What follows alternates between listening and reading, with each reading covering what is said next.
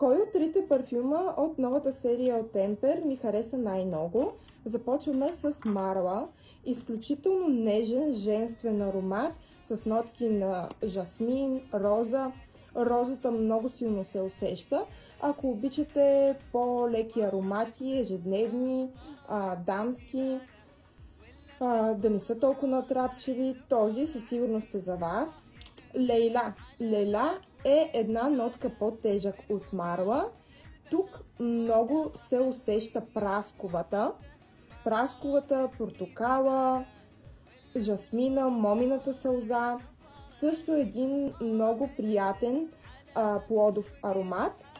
И накрая завършваме с Асрар, моят любимец.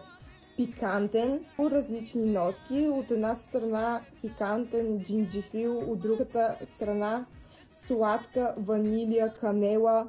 Изключително интересен и наситен аромат.